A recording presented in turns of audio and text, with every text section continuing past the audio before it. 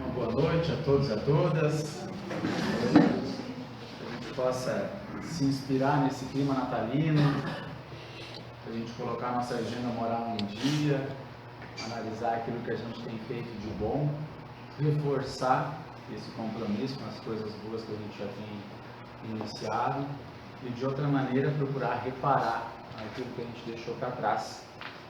Já que sentir culpa é salutar, significa que nós temos saúde psicológica, mas a culpa não resolve os nossos problemas, né? A gente, quando se torna maduro moralmente, a gente passa do sentimento de culpa ao sentimento de responsabilidade. E a pessoa responsável, ela cumpre o seu dever. Então, o perdão, a reparação, são deveres de quem se diz cristão, de quem acredita em Deus e de quem tem algum tipo de compromisso ético consigo mesmo. Até o ateu pode ter esse tipo de compromisso. E para nós falarmos um pouquinho sobre esses valores que a gente vai aprendendo com o tempo, eu pensei em trazer um pouco da história que tem tocado muitos corações desde que esse livro foi publicado, que faz parte dos 5 romances históricos de Emmanuel, que a grande maioria já deve ter lido, e quem não leu a gente faz o convite, que é o romance Há 2000 anos. E eu vou contar alguns aspectos que me parecem relevantes nesse romance, lembrando, né, que romance não quer dizer que tenha um romance do gênero literário, não quer dizer que tenha um romance embutido, né? É o estilo literário. Que ele começa narrando a história de 2 famílias romanas, a família Lentulus e a família Severus. E essas famílias romanas, elas, amigas, enlaçadas de forma muito fraterna, têm seus dias na capital do império, metrópole do mundo, com algo de 3, 2 milhões de habitantes, talvez até mais, algo quase o dobro de Porto Alegre, sem os edifícios, né, altos como nós temos em Porto Alegre. Então a gente pode ter a dimensão de uma metrópole mesmo, funcionando a pleno vapor. Augusto havia ampliado o território romano, um período que ficou conhecido como a Pax Romana, onde ele anexou diversos territórios por meio de contratos de vassalagem, que a gente vai dizer mais modernamente, né? Ele mantinha certo poder de polícia, certo poder político daquelas regiões que eles anexavam, mas essas regiões tinham que pagar impostos. É o caso da Palestina, onde nasceria Jesus. Então, a Palestina, com seus habitantes da época, sobretudo, né, os judeus, estavam sob o jugo de Roma.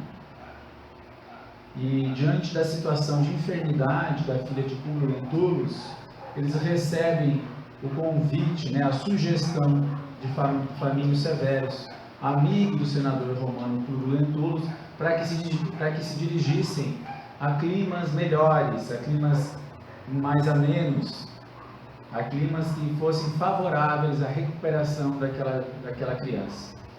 E assim eles vão partir para a cidade de Jerusalém, onde lá seriam recebidos pelo governador local, né, pelo chefe romano local, Pôncio Pilatos.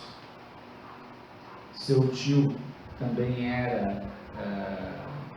também tinha influência vinculada à gestão da Palestina, e eles estavam então todos lá na condição de governantes, de autoridades daquele local.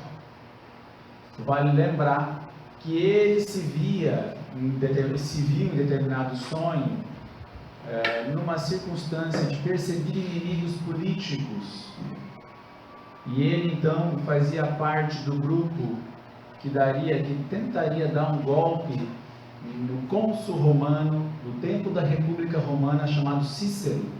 Ele conspirava contra a República Romana associado a Catilina. E analisando esses episódios depois, ele estava naquela ocasião com Públio Lentulus Sura, seu avô, que havia morrido antes dele reencarnar.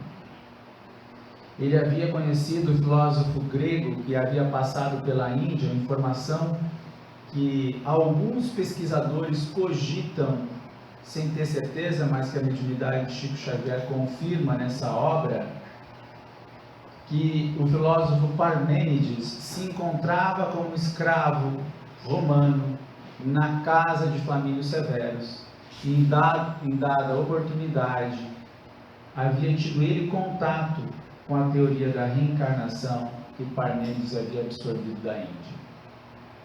Ele um tanto conturbado com aquele sonho que fez ele cogitar da hipótese de ter sido o seu próprio avô, que havia atentado contra a política romana. E as consequências foram devastadoras para o império, porque ele acabou sendo condenado à morte, porque ele assassinou diversas pessoas, e muitos inimigos políticos daquele grupo de Catilina foram cegados.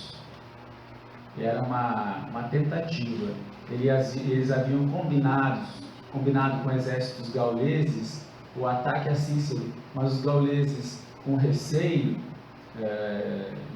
de participarem do golpe de Estado ali em Roma, acabaram denunciando e entregando aquelas pessoas que tentavam aquele golpe no Estado romano. Eles são condenados à morte por Cícero, alguns deles. Só que havia um detalhe que ficou marcado na história, né? Marco Antônio era enteado de Públio Lentulus Sura, jurou vingança. E quando as legiões romanas iniciam, então, a tentativa de deposição de Cícero, que vai ser depois condenado à morte também, vai degladiar com Júlio César pela hegemonia da República Romana. Aí ela deixa de ser república e passa a ser um império. Então, esse personagem, Públio Lentulus, tem uma participação direta na ruptura do sistema político romano, que era uma república com a eleição do cônsul, que governava por 2 anos, e passa a ter, então, um imperador. Enfim, Júlio César é assassinado pelo Império Romano, Marco Antônio não assume, né? Quem vai assumir é o seu sobrinho, Augusto, César Augusto, né? Por isso que a gente tem essa expressão, né, quase como um adjetivo, e ele vai governar por muitos anos e, sobretudo, inspirado pelas bênçãos que representavam a aproximação de Jesus da terra para a sua encarnação no ano de 6 a.C., como nos diz Humberto de Campos no capítulo A Ordem do Mestre, dizendo, mencionando o número do ano no calendário romano. Então Jesus não morreu aos 33 anos. Né? E isso é interessante a gente perceber que todo esse contexto vai favorecer para que Jesus pudesse florescer e divulgar, de certa forma, a sua mensagem por um vasto império, por uma vasta extensão de terra, que de certa forma tinha trânsito livre, porque era um grande país, um grande estado, vamos dizer assim, né? Com várias nações, com vários povos diferentes, mas um grande estado. Nesse contexto todo, onde as revoltas eram suprimidas na base do acordo político local, haviam alguns dissidentes, e esses dissidentes não tinham tanta voz ativa, porque alguns daquela etnia também se locupetavam com as circunstâncias, mas eram vozes reprimidas. O que vai acontecer é que no trajeto para Jerusalém, Públio Lentulus, ouvindo advertências que ele tinha que ser severo no caminho até Jerusalém, que se tratavam de selvagens, vai, após uma pedrada, tocada na sua corte, na sua comitiva, vai ter um menino de 14 anos apreendido, um menino judeu, que numa tripulia acabou atingindo a comitiva. Ele, lembrando dos alvitres que havia recebido, condena o menino às galeras, ou seja, à escravidão eterna. As galeras eram aqueles locais, né, no porão dos navios antigos, onde se colocavam os remadores. Então, um trabalho extremamente árduo e braçal, que muitos morriam durante a sua vida, né? Por extenuação mesmo. Pena severa. Ele chega em Jerusalém, é recebido com a pompa de um emissário de César, e mais tarde vai receber o convite, o pedido humilhado do pai, que tinha naquele rapaz a ajuda para o sustento da família. E quem conhece o meio rural, né, o meio agrário, sabe que os homens são importantes para o trabalho braçal há muitos séculos. Naquela época não era diferente. Então aquele menino ajudava no sustento da casa, era fundamental para o sustento da casa. E o pai, então, comovido, pede a Publio Lentulus que promova a soltura do filho. Ele ficou doído, imaginou que fosse seu próprio filho, mas se sentiu ao mesmo tempo atacado no seu orgulho de patrício romano, de senador romano, e mandou o velho embora. O velho jurou vingança. O tempo passa, coisas começam a acontecer em torno da família, né? Nós vamos ter uma figura importante, que é a Cláudia, fica apaixonada pelo senador romano, ela que era da elite romana lá da Palestina. Por conseguinte, o governante Pôncio Pilatos fica apaixonado por Lívia, esposa de Publio Lentulus. Situações que vão gerar embaraços para o casal, que até então surfa numa harmoniosa comunhão, uma harmoniosa construção conjugal. Tanto que existe até uma música baseada num poemeto que está no livro Alma Gêmea de Minha Alma, né? Se algum dia me faltares, juro-te eterna aliança, enfim. Quem quiser acompanhar, virou música, tem até no YouTube, eu acredito. Então, uma declaração de amor, porque de fato eram espíritos associados um ao outro, não é alma gêmea como metade, como o livro dos Espíritos vai nos dizer, né? Mas alma gêmea no sentido de que ao longo de muitos séculos estavam juntos, tratando de evoluir de forma conjunta. E aí, vai se passar algum tempo, e as chagas da menina Flávia vão se tornar cada vez mais difíceis de serem toleradas. Já se suspeita que ela tenha lepra, que ela tenha contraído lepra. E eles começam a ouvir falar de um tal Nazareno, que produzia curas entre as pessoas do povo. Os romanos não tinham muito vínculo com a religiosidade das culturas que eles invadiam. Eles iniciaram esse projeto de liberdade religiosa, mas tinham uma certa também noção ou vontade, né, de parecerem superiores, de não se imiscuir nessas coisas de outros povos que eles consideravam bárbaros. Mas Lívia vai ouvir da sua empregada Ana o desejo, né, de conhecer, vai ouvir coisas maravilhosas sobre Jesus e vai demonstrar o desejo de conhecer esse Mestre Jesus.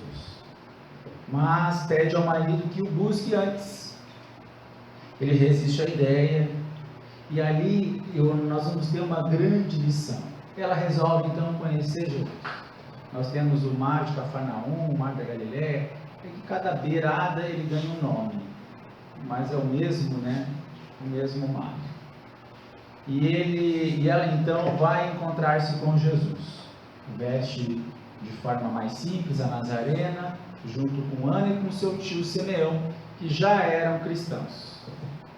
Chegando lá, a gente para olhar o livro, e chega no final, sabe que Lívia é um grande espírito, mas o alvitre de Jesus, ele é muito peculiar. Porque primeiro ele repreende Lívia, dizendo que ela tinha que ter vindo vestida como patrícia romana.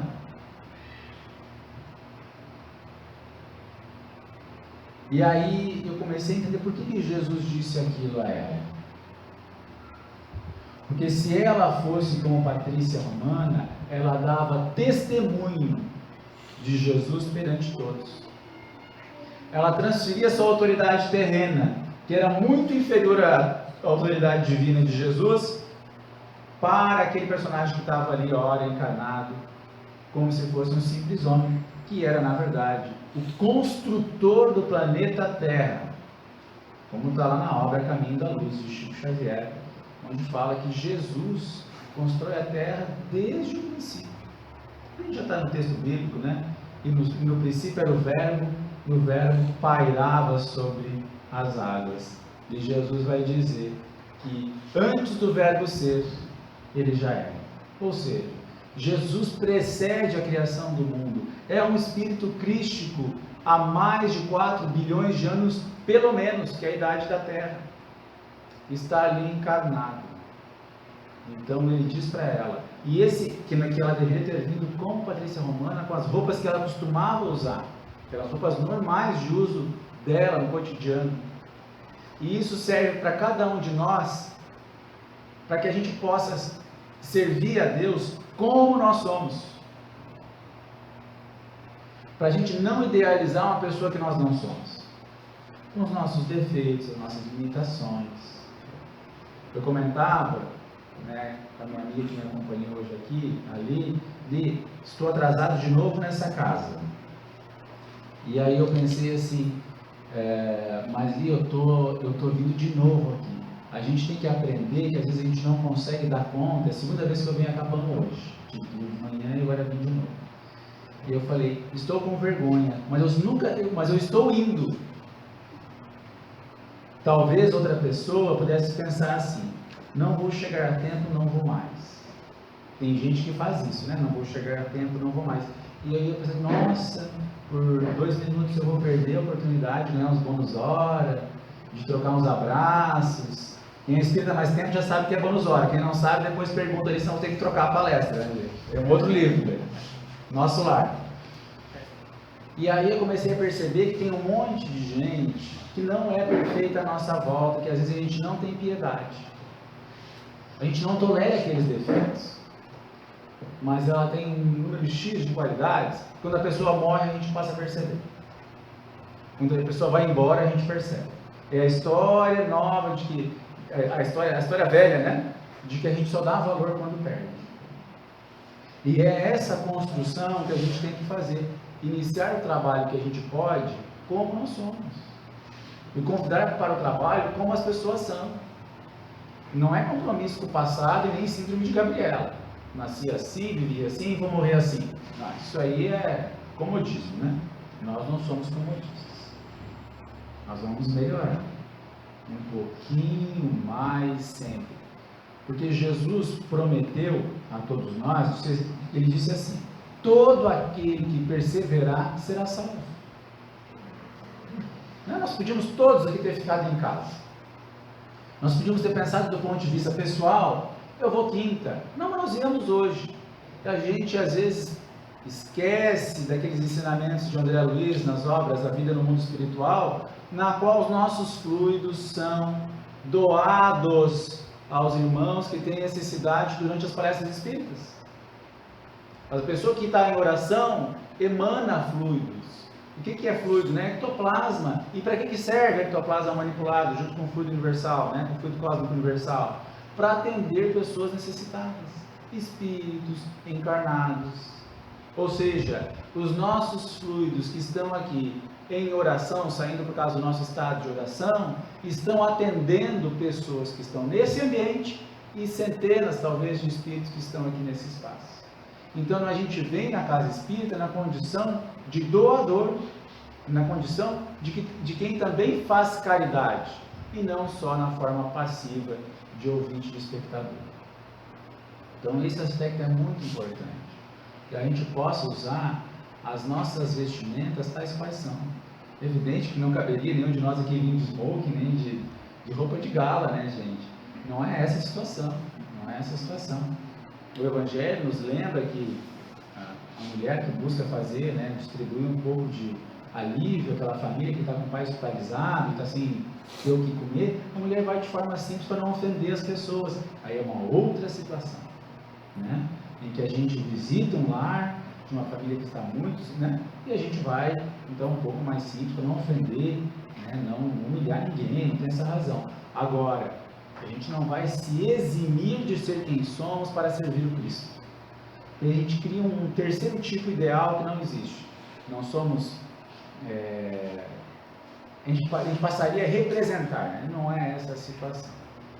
A gente começa a pensar em sermos espíritas, em sermos cristãos, a partir do nosso estágio evolutivo, com as dificuldades que temos de enfrentar, mas buscando abandonar, evidentemente, aqueles vícios que a gente já não gosta mais, um dia de cada vez. E hoje, nesse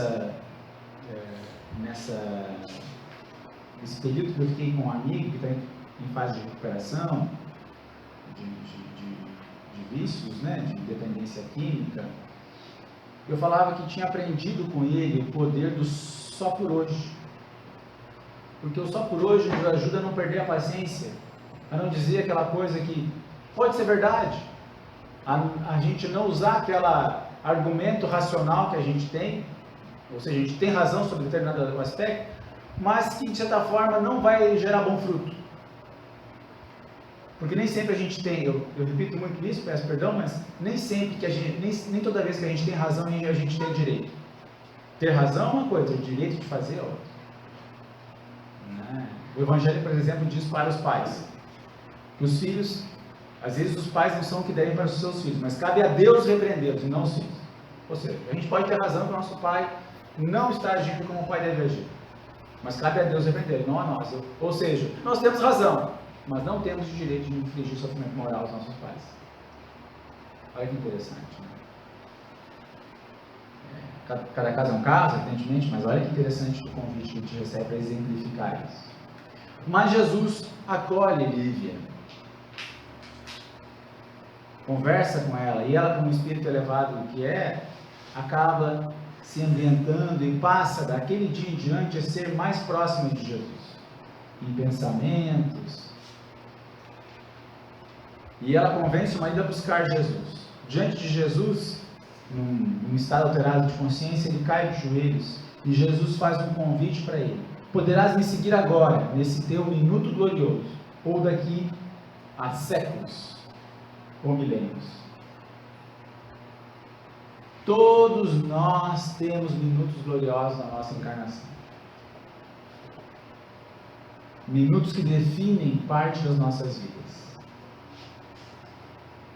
Bastava ele reconhecer a grandeza moral de Jesus.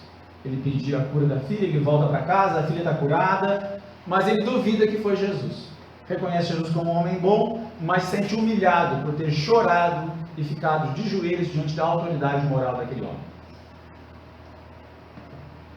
E quem encontra Jesus, a gente pode perceber isso nas histórias, a grande maioria cai de joelhos diante da autoridade moral de Jesus, daquele amor que invade e nos leva às lágrimas. Passa-se um tempo,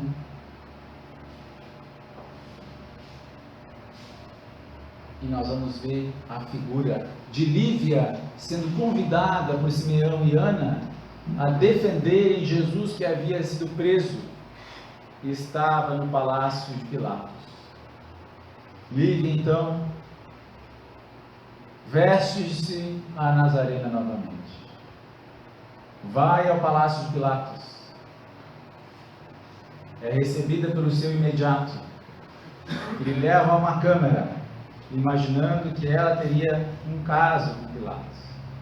Pilatos a encontra, tenta seduzi-la, e ela, tentando dizer que vinha ali em nome da salvação, né, da absolvição de Jesus, ouve dele que já havia sido lavrada a sentença. E por tristeza dela, boa parte dos sofrimentos aplicados ao Cristo foram ditadas pelo próprio Públio Lentulus, que não imaginava que ele seria crucificado. Imaginava que umas chibatadas, que uns açoites, que colocar como opção a condenação de Barrabás seria o suficiente. Eles tinham uma pressa, porque o Shabá, que é o sábado, caía no mesmo dia da Páscoa. Portanto, todos os rituais são antecipados para quinta-feira, antes das 6 da tarde, porque a partir da sexta, de sexta-feira às 6 horas já era Shabá, porque no calendário judaico o dia troca às 6 da tarde. Então, quinta-feira, madrugada, Jesus faz aquele suplício todo. Sol a pino, cerca de 2 a 3 horas da tarde, a comitiva que carregava Jesus, que atentava contra Jesus, parte em direção ao Gólgota. Não havia mais o que Lívia fazer. Ela sai da câmara de Públio Lentulo, de Pôncio Pilatos, e olha quem vai vê-la saindo da Nazarena. Aquela Cláudia que vai perseguir, né? De certa forma, a sua índole, a sua moral, vai dizer que ela estava traindo ao Públio Lentulus, ela vai chamar Públio Lentulus, vai dizer que a sua mulher estava traindo com Pôncio Pilatos, que inclusive ela estava disfarçada. Essa é uma lição muito forte para nós, porque eu já ouvi de pessoas dizerem: fulano traiu fulana, e eu pergunto: você viu? Você viu os dois se beijando? Você estava junto? Você serviu de colchão? Perdão até a expressão, né? Não vi. Então jamais repete isso. Jamais repita. Porque a pessoa que termina um casamento por essa questão será responsabilizada e assumirá o mesmo cargo, podendo ter sua vida destruída por uma palavra maldita. É um minuto glorioso que a gente pode se calar ou a gente pode se comprometer. Olha a responsabilidade que a gente tem, né, gente? Mesmo se for verdade, a gente tem que ter cuidado, porque podem ser espíritos que há séculos estão tentando se reajustar, e pode ser através desse esforço não perfeito que eles vão conseguir vencer. Pode ser através do perdão daquele traído que eles vão vencer. A gente não tem condições de aferir o estágio e a razão daquela união, que a gente tem um cuidado extremamente grande com os relacionamentos das pessoas à nossa volta, para que a gente não se comprometa. Ele chega em casa, ameaça ela de morte, diz que a filha agora estaria privada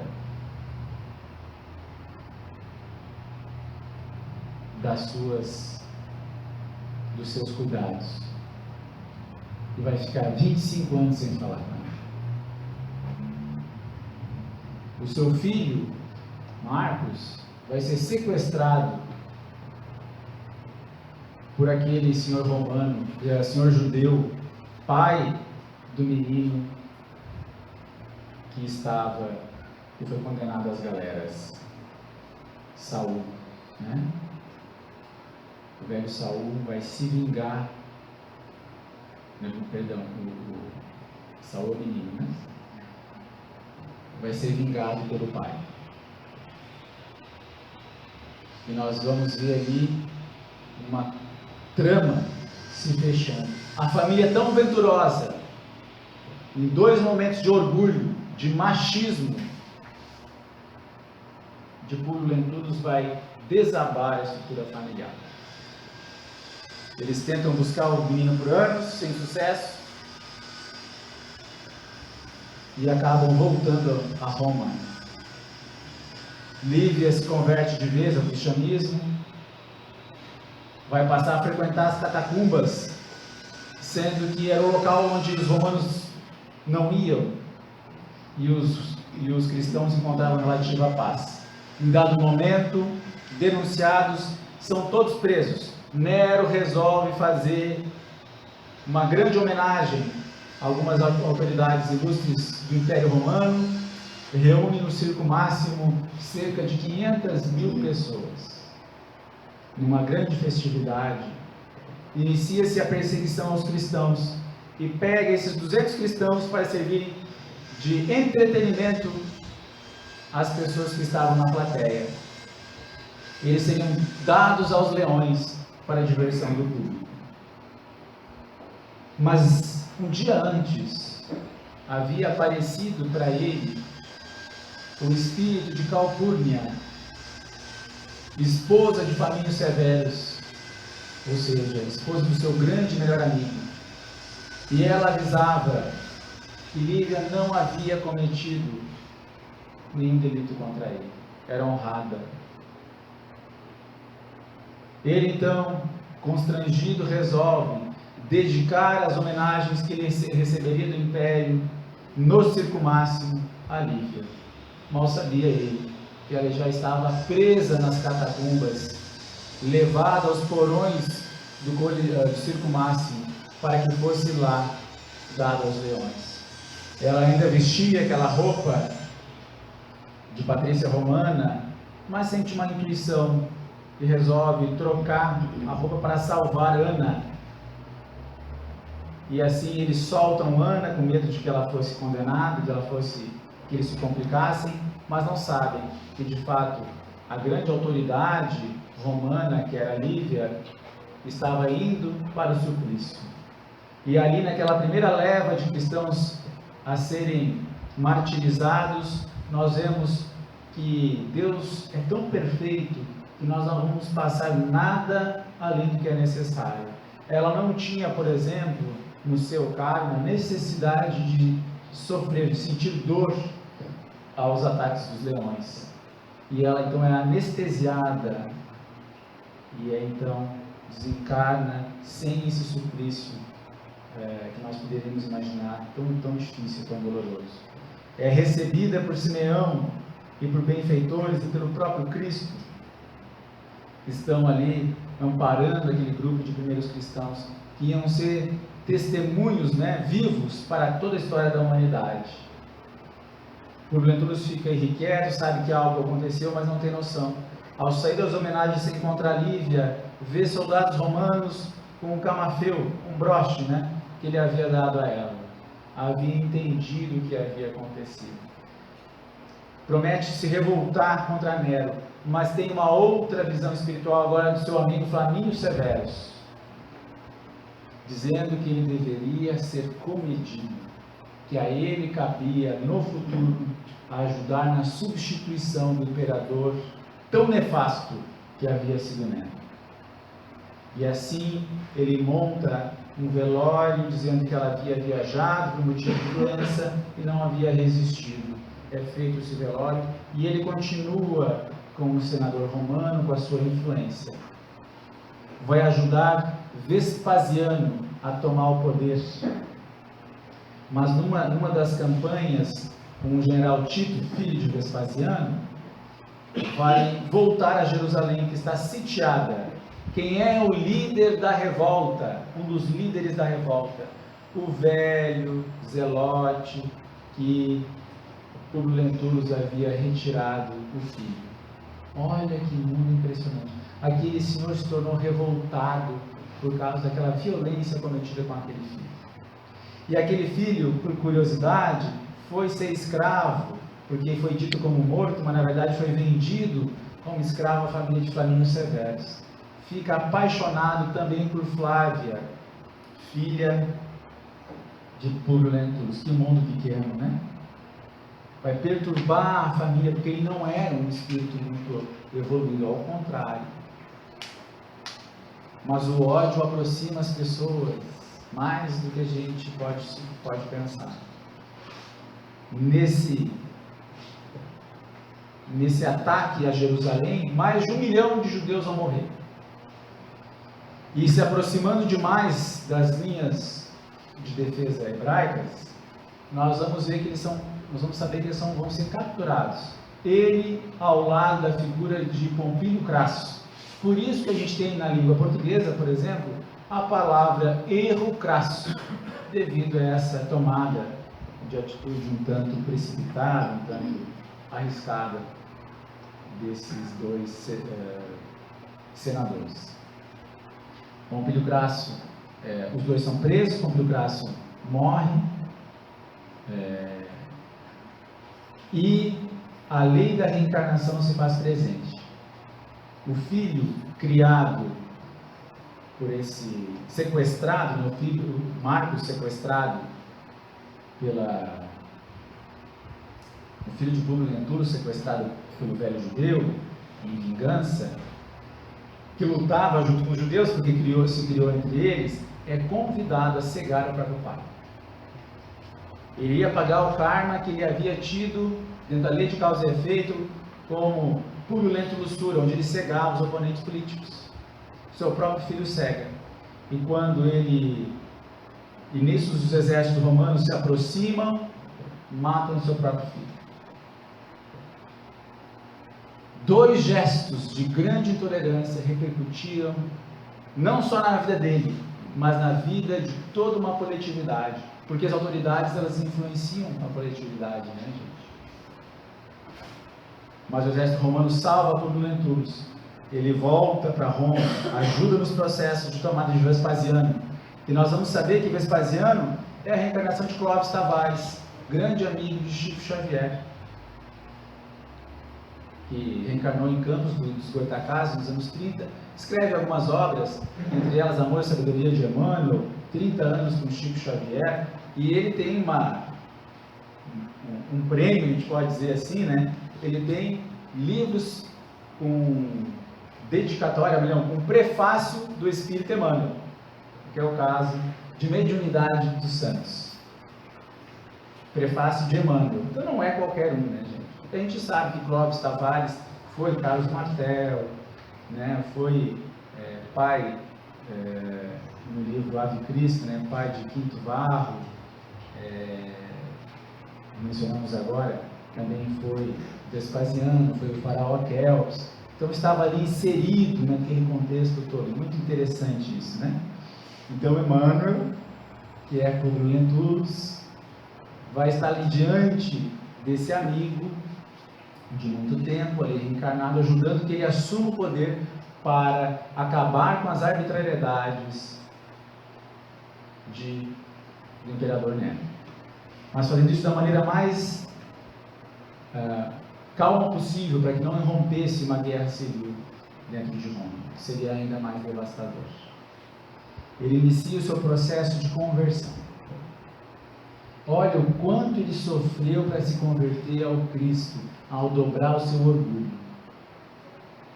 E já vai ser encontrado na cidade de Pompeia, junto com a filha Flávia, orando em nome do Senhor Jesus, com a velha cruz que a sua esposa Lívia carregava, presente de Emmanuel.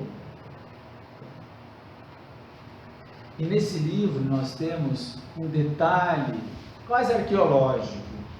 Em duas oportunidades, quando vai ser mencionado o Pai Nosso, diz assim: Pai nosso que estais nos céus, santificado seja o vosso nome. Venha a nós o vosso reino de misericórdia. Em nenhum outro lugar nós vamos encontrar essa expressão, o vosso reino de misericórdia. E fica uma lição para nós, porque possivelmente foi assim que Jesus falou, porque Simeão e Ana eram testemunhas oculares das palestras de Jesus. E então passei a orar dessa maneira: quando eu faço o Pai Nosso, incluo que o reino de Deus é de misericórdia. Então, se por um lado a gente falou aqui da lei de causa e efeito, fazendo as pessoas cumprirem, resgatarem aquilo que semearam, a gente pode convidar a misericórdia para a nossa vida, desde que nós a estejamos distribuindo às pessoas à nossa volta. Aquilo que eu falei no começo: aniquilar a compreensão de perfeição nas pessoas que a gente convive. aceitar as pessoas como são, da maneira mais próxima possível e pedir que a gente também seja melhor. E conviver na medida do possível de forma saudável. Nem sempre a gente pode passar com essa pessoa que a gente considera difícil um número X de horas. A gente pode passar um pouco menos com qualidade. Sermos inteligentes na nossa gestão da caridade, né? São Paulo vai convidar para nós que a nossa caridade tenha ciência, ou seja, nós temos como fazer a caridade de forma melhor. E esses espíritos todos vão acabar desencarnando, boa parte deles, na erupção do Vesúvio que soterrou Pompeia. Esse livro, essas histórias, alguns desses personagens vão continuar, e 50 anos depois, por exemplo, Publio Lentulus vai reencarnar como escravo Nestório, depois de renúncia, Padre Damiano, depois vai ser Padre Manuel da Nóbrega, que vai fundar São Paulo, enviado por Dom João III de Portugal, e nós vamos conhecer ele muito bem como diretor espiritual da mediunidade de Francisco Cândido Xavier. Então, é um livro autobiográfico de uma encarnação tão atrás, que a gente possa aprender com o erro dele, a aproveitar os nossos minutos gloriosos para sermos tolerantes, para sermos bondosos e, sobretudo, para que a gente possa fazer da caridade e da consciência de que, não sendo perfeitos, não temos condições de perfeição, a gente possa distribuir um pouco mais de amor e fraternidade. Que Jesus nos abençoe, nos ilumine, que a gente possa seguir em paz. Que assim seja.